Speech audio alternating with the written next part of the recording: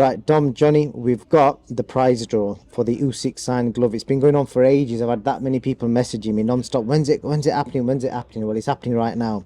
So I was trying to think of ways to do this a lot quicker and easier than messing about, drawing people's names out. So I've got an app.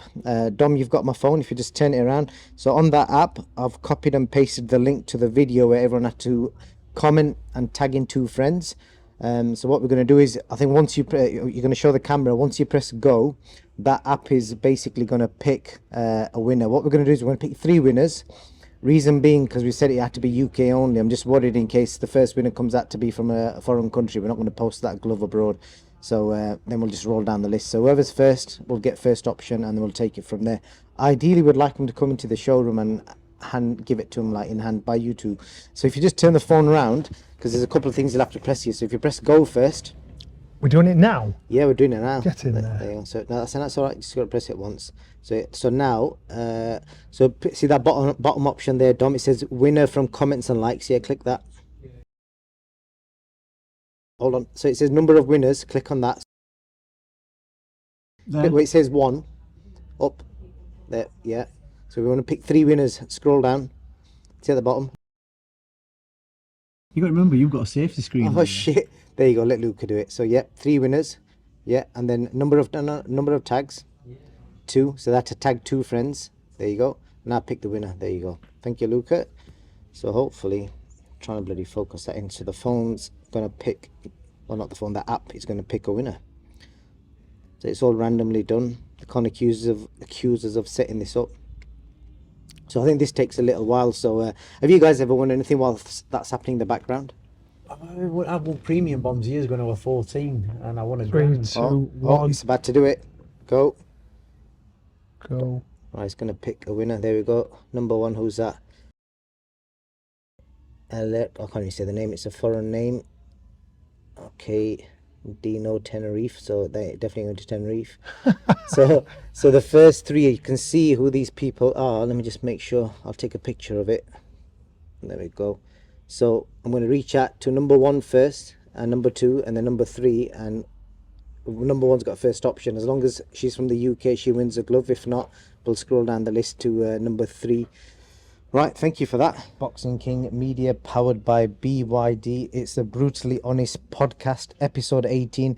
It's took me weeks, but I finally managed to get you both back together because we're all working off different time zones and different work patterns. Thank you for coming back. How's the last few weeks been for you guys? Interesting few weeks. A lot's happened in the boxing game, and so today we're going to break it down and see where we go from there. Johnny, for you? Tiring. Have we actually got together since the AJ fight? Have we? No, I don't think we have before. We've not done. Fight, no. Oh, we did before the AJ fight. Then Before the AJ fight, we've not spoke to. No, we haven't. I together. spoke to you both separately. It's been that long. But it was. I went to Johnny's house, had to smell his dog's farts whilst interviewing him. We did Dom at the gym, and Dom, people thought he went crazy with the glasses and with the shades on. That was the last one. The last one but the last one we did was a Zoom, wasn't Yeah, it? yeah. Yeah, but yeah, the shades, yeah. Yeah, had a few people. Joe Gallagher enjoyed the one with you putting the shades on. Quite a quirky thing, but yeah, at Boxing King Media we hit 1 million subscribers as well since our last podcast, so it's worth mentioning that. And also, be careful, it pulls out the haters. Yeah, 1 million subscribers. It does, mate. It brings a lot of hate, but we just got to stay in our own lane. And we also managed to negotiate ourselves into being in the Undisputed boxing game. We're going to be the only YouTube channel in the game, which is quite a big achievement in itself, because they could have picked anyone. Obviously, we've supported their journey from day one. They've been through our numbers, obviously, analytics, etc. And we're the channel we chose. I gather one of the commentators in that Undisputed game is out of this world. He is, and he's also a boxer in the game as well. Yes, I gather so, yeah. Yeah, Johnny, you're going to watch it. It's missing Dom Ingle, though. I think I've got 4 more, you see. I've got 4 more, me. Fear of missing out. Yeah, and I think it's just missing Dominic Ingle in the trainers. The reason I'm not in it is because they can't afford to have me in it.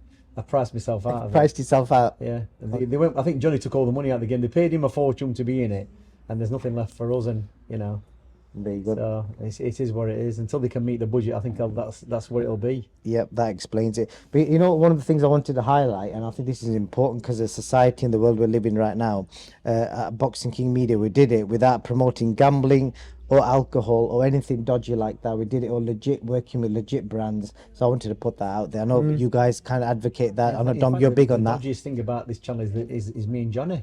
It's true that. It's true about it. And I hope we need to highlight that you were late. Yeah. I was the first only one here. 4 minutes. Dom, I was the first one here, then Dom, then you. And I thought, all right then. I didn't make a song and dance about it. I've not mentioned it. So now we're going to change it from being on Jamaican time to being on Boxing King Media time, aren't we? Yeah, that's it. That's what's Boxing King Media time. It's 10 minutes after Jamaican time. He actually sent me a message saying 12 o'clock, don't be late. Yeah. He meant tomorrow. Yeah. All right. I'll call it BME time, mate. That's that's the best thing to do. So yeah, there's been a lot of crazy stuff happening in the world as well. So let's start with we'll start with the show on Saturday, the Riyadh season card. Amazing event in Saudi Arabia. I will jump straight in with Ben Whittaker. We'll go through the fights one by one. I'll start with the Ben Whittaker fight. I know you guys predicted Ben being the winner. I don't think anybody ever saw anything like that happening apart from people that work with Liam Cameron and his team. They were confident that this was a slippery fight for Ben, but not how it turned out. What did you, Johnny? You start us off. Can I just mention my dream? Oh yeah, you had another dream, didn't you? I did dream. I saw Ben, but I saw Eubank face down. He wasn't knocked out, and they were counting him out. I'm like, what's going on? Okay, I misunderstood what I saw. Ben was face down, and I thought, what's all that about? But anyway, that's by the by. That's nothing. I think as the fight was going on, Ben was trying his hardest. Now, I'll put it down to a lot of things. I think it's having wisdom in his corner to say, steady yourself down. I know for a fact what Dominic would have said. I know what Brendan would have said. Steady yourself down. Just box him. You're trying too hard. You're gassing yourself out. And he was trying to punch holes through him, trying to knock him out with a shot. Maybe because of the occasion where he wanted to make an impression. Because this platform was built for Ben. Because if he's the star we're saying he's supposed to be, that'd have been perfect for him. Unfortunately, it looked like to me that he was getting tired. And then obviously what happened, it's still, you look at the replay, I think it's been said now he's got a sprained ankle. I actually thought it was his back, but by the way they landed. And it's just not a way you want to go out. So I can understand the frustration after the fight, during the fight, for everybody else around. But it's a lesson you'd learn, or a lesson you'll never do again, if you had wise people telling you, reading a fight correctly, reading what's best for you. Because I think if you box him again, you'll completely outbox him. If he's going to go there trying to have a fight with him, that's the worst thing you can do. You're giving a man a chance that shouldn't have one. Dom, I know you picked Ben to win, but you did also highlight that Liam's a very good fighter. You've had him in the gym years ago. What did you put that down to? Was Liam Cameron at his best that day, or was Ben not following his tactics? Are we taking credit away from Liam? Before we answer that, I'm going to have a word with Johnny and say, I don't know what you're micro-dosing, but you want to pack in with it, because them dreams you keep having, they're a bit too lucid. I think they're pretty good, actually. Liam Cameron's a tough kid, actually, and I didn't think, I always, if you look back, and, we've done interviews before, where I said, the first time somebody, puts it on Ben Whittaker and sticks with him, he's going to fall to pieces. That's he's going to show him for what he is, but do you not rate him? No, not really. Why? And I'll tell you why. It's the things what happens in gyms, innit? I think I might have even said this in the interview before. Ben Whittaker, I took Liam Williams to spar him when he was an amateur down at Institute of Sport, and craftily what they did, we had him sparring two kids, 4 rounds and 4 rounds, and he was going to fight. He was fighting Atlanta's Fox, Liam Williams. And we put him in with a kid at the beginning, 4 rounds, and the kid came out, jumped on Liam Williams, tried to have a punch up with him and gas him out. And he got topside. And then they put in Ben Whittaker, who was the star of the show at the time. And he came in doing all this flashy stuff. And Liam Williams stood by, pressured him. And after 3 rounds, Ben Whittaker had enough and he jumped out. He didn't do 4 rounds. Now, bearing in mind Liam Williams had done 4 rounds already with tough 4 rounds. And he was on about 60%. And then he got in with Ben Whittaker, who tried to be flash and everything else, and Liam Williams just chopped him down, and then he jumped out. That says a lot about a fighter. Even at that level, you kind of get an idea that even if you're getting a pacing in a sparring session, the name of the game is to finish what you're supposed to be doing, unless you get knocked out, which you shouldn't be in a sparring session. So when it's a sparring session, and you're an amateur, and you're not, you're coming up against a professional, say, as good as Liam Williams was at the time, you still just test yourself, and you've got to finish on your feet. You don't jump out. And I've seen this happen with a lot of kids over the past, when it's been a 4-rounder, they jumped out after 3. When it's been a 6, they jumped out after 5. It tells you a lot about a fighter, because in Johnny's day, you get back to Naz's days, Johnny, Kell Brook, it don't matter how bad the spore's going, you stay in for the duration of that spore. Because if you don't finish and get to the finishing line, then you're always going to think, well, it don't really matter. It does matter. Crossing the finishing line is the most important thing. Whether that's first or second or third or fourth or 10th, crossing the finish line is what counts in all sports and boxing. That, like, I didn't quit, I did it. Is there an aspect of that's creating a habit? Cause I what remember about protecting the fight? Would you have that element? But there's nothing, look, like, it's not, he wasn't getting a beating in that sparring session at all. You know what I mean? And he's got a kid who's already done 4 rounds with somebody else. So mentally, you've got to go into that as a second sparring partner and think, right, he's already tired. I've just got to do what I need to do.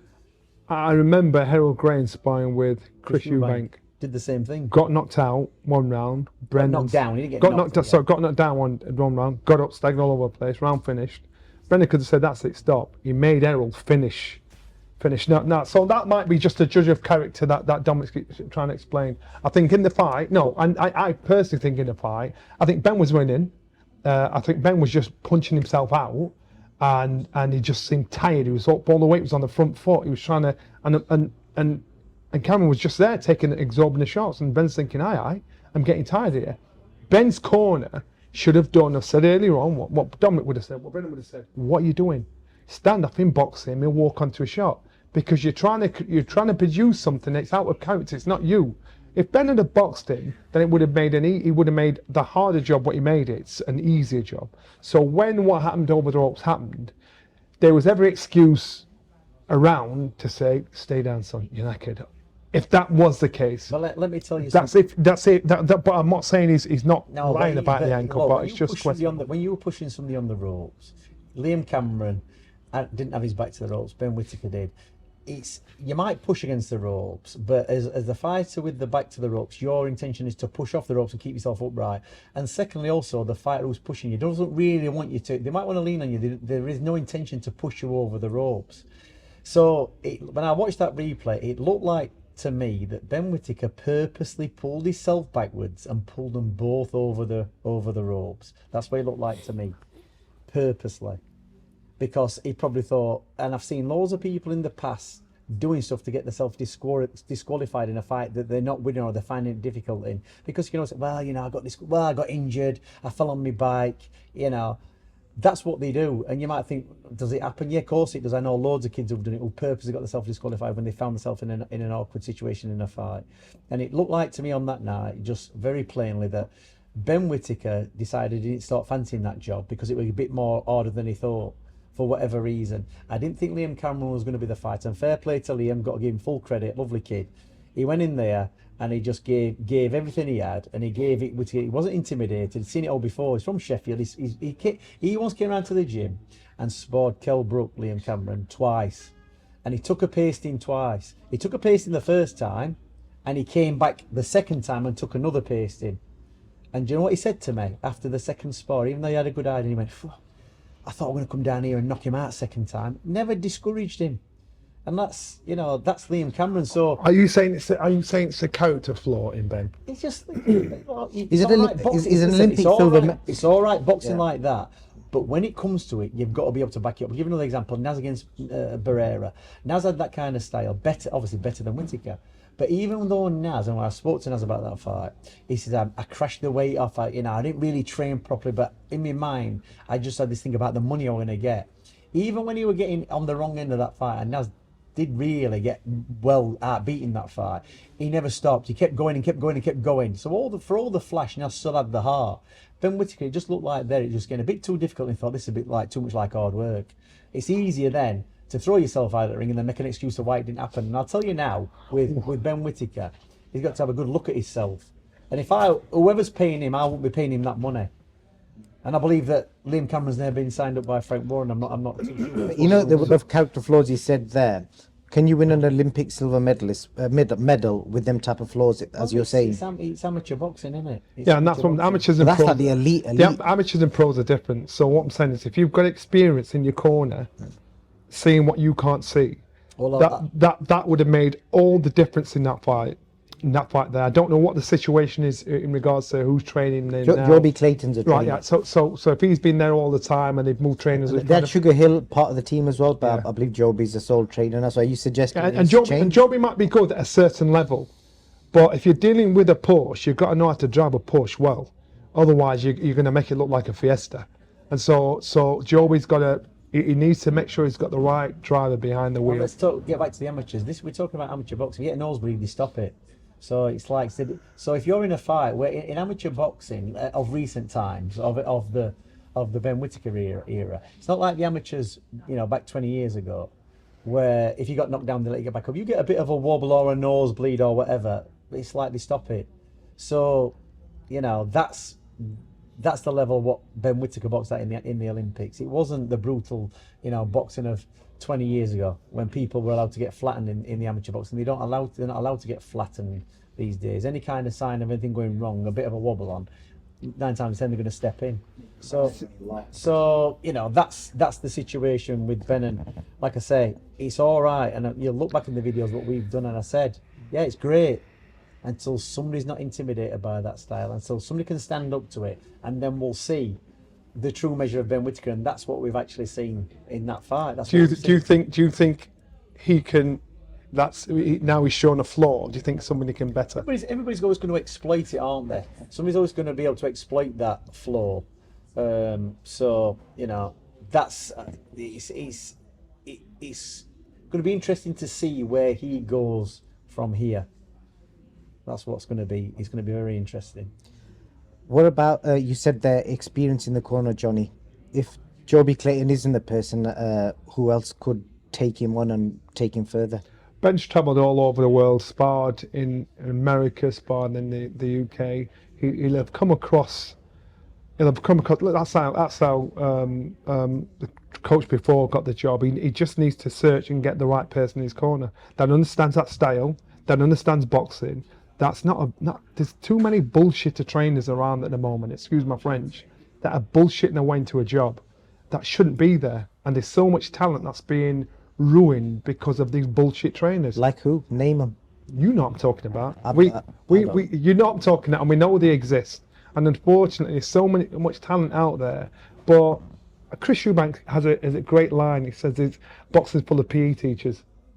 You've got bullshitters that don't know the game, but they can baffle you with science and say, yeah. And when you get a true coach, you know what a coach is about. He knows the boxing game. He knows boxing folk. He knows how to work with fighters. And until Ben picks wisely, unfortunately, if you cut corners, things like that are going to happen. You've always got to understand as well that you can't just blame it on the coach. If Ben Whittaker's, you can in this aspect, in this situation. Then you've got to look at Ben Whittaker and think, he's one of these people who's going to be told anyway. Is he look at his personality in the ring and how he is. He looks very arrogant. He looks like nobody can tell him what's right and what's wrong. Maybe that's just an act, but in my experience over the years, you tend to find that the people like that have got an arrogance about them, behind the scenes and in the gym. We know that. I know that from Naz.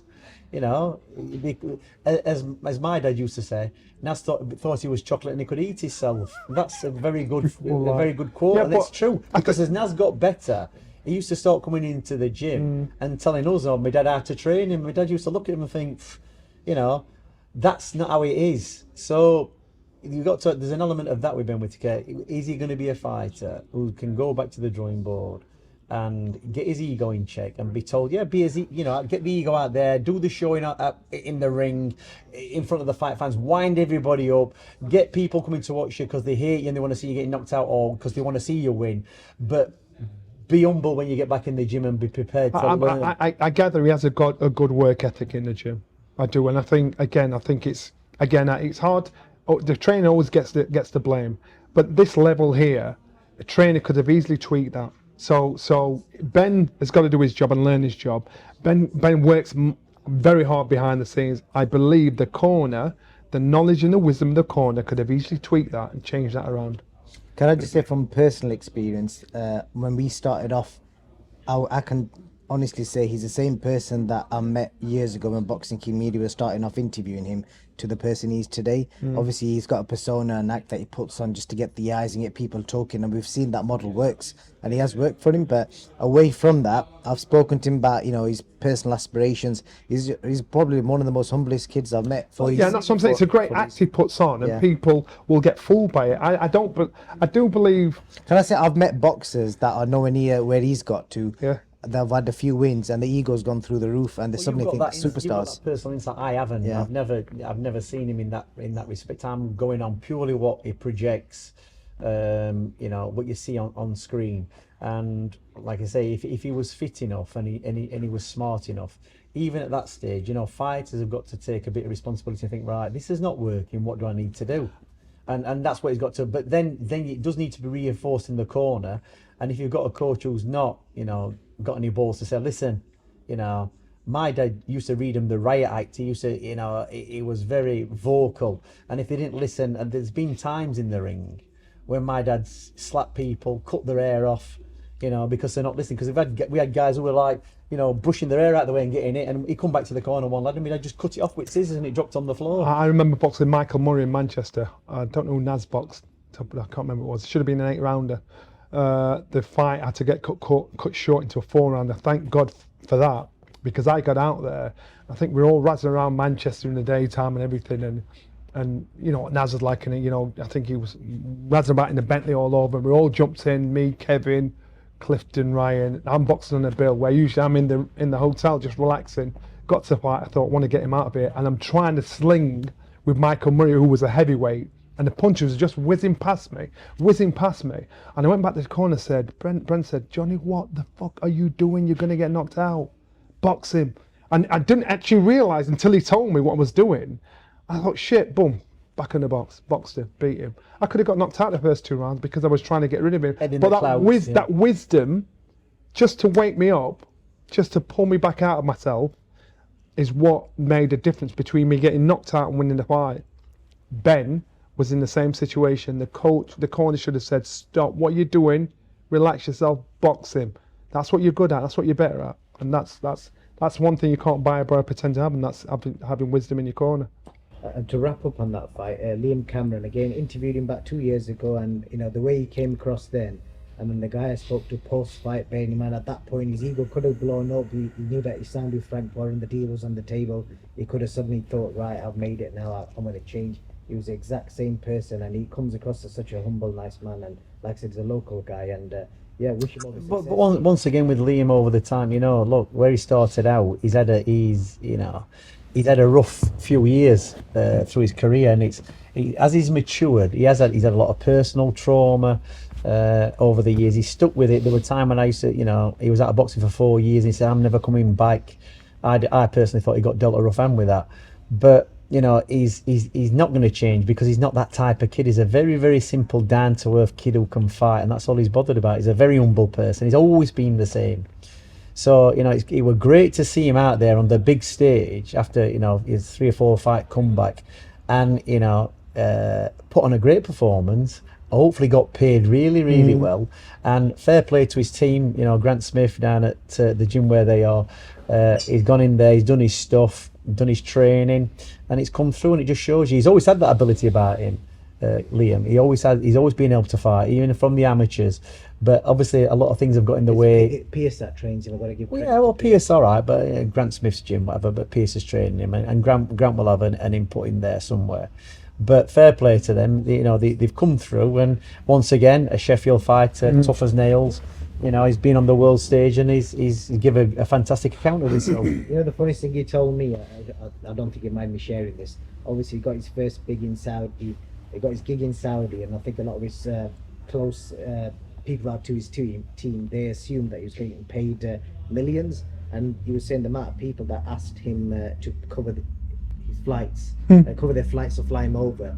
It's madness. Oh, but that's what happens with people. They think, you know, you box on a big stage that you're making millions. It's not like that. You see, it's been an hard ride for him, and all the money he's probably got from that, that fight, he'll have already been taken into account. He won't be, partying around town on that. He'll be looking after it, because he will realise over the time that type of money is very, very far and few between coming to fighters. And hopefully, like I say, he's signed with Frank Ney. He'll get some decent fights and make a few quid before he bows out of boxing.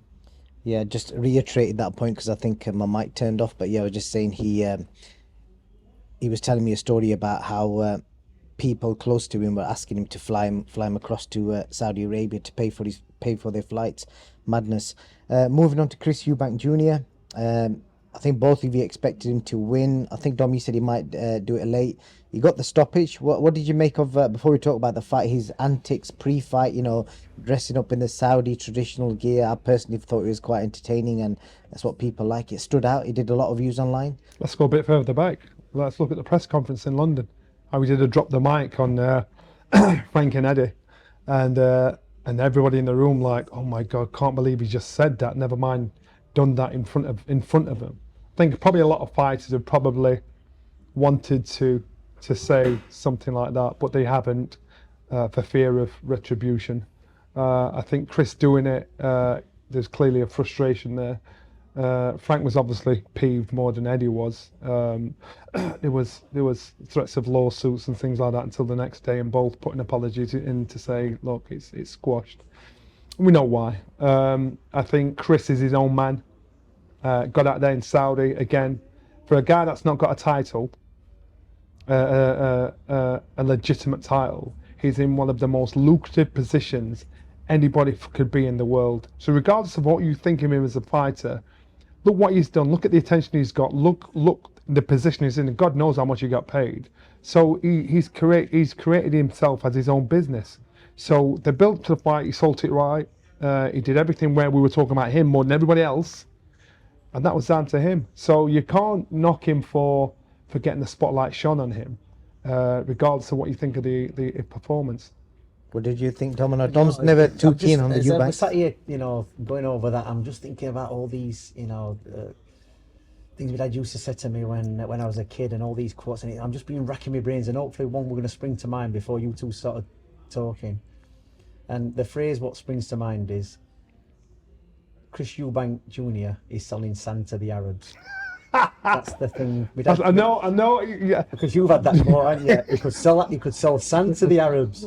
It's a hustle. It's a great hustle. That's basically. Shouldn't we be crediting him for that? Because that's. I'm just saying. You got to, man. You got to. That's what I'm saying to that. I'm thinking of famous. Oh, brilliant that is. He could sell sand to the Arabs because he's very basic. Chris Eubank. For me, he's not particularly entertaining, and he's a very, very watered down version of his dad.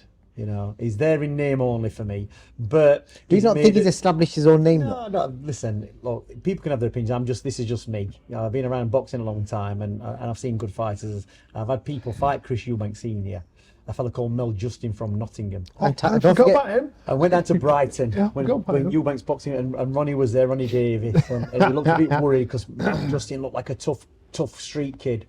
And he gave Chris a decent fight for so many rounds, and then Chris stopped him, and then because I was shouting all the way around, Chris strutted around like he did, and looked at me and started nodding at me, and I'm looking at him. He's a bit older, he's about the same age, and he's strutting at me, and you could see. And I did all these stories about him. He like eyeballed me and think, yeah, you're the guy who was shouting against me. And he looked over at me and looked at this kid in corner who'd been beat.